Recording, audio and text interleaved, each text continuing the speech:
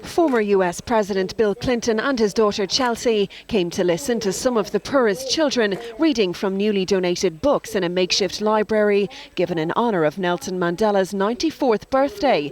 Later, Clinton also planted a tree near to Mandela's rural homestead in South Africa, all part of his contribution to Mandela Day, a global movement which urges people to give more time to those less fortunate. What has Mandela meant to you, personally?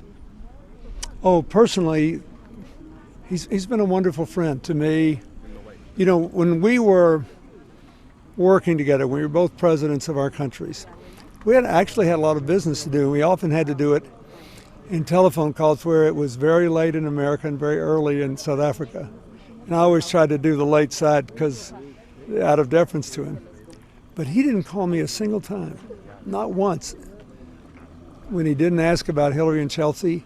And if it wasn't too late, he'd ask me to go get Chelsea, bring her to the phone, and ask her about her homework, was she keeping up? You know, so I saw in him something that I tried not to lose in myself, which is no matter how much responsibility he had, he remembered he was a person first. Do you think you taught him anything? I doubt it.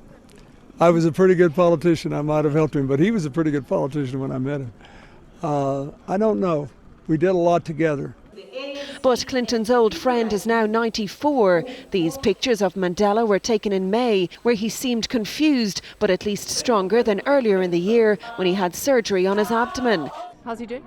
He's doing well after the crisis last year. How could you imagine that he would be so well? But he is... He recovered remarkably well. Now the children of the village can dance in celebration of another birthday. In a rare glimpse inside his home, two of Mandela's grandchildren share what it's like to have such an incredible granddad. For us as his grandchildren, I think we have a huge task on our shoulders.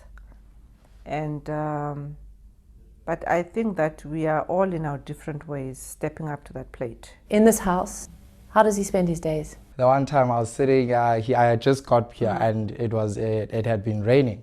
So then he's looking outside and I'm sitting there quiet, I'm on my phone. He says, you know, Mbuso, when I was young, I used to run outside naked in the rain. I think you should go and do that now. I started laughing. Hey. What a great piece of advice from Nelson Mandela.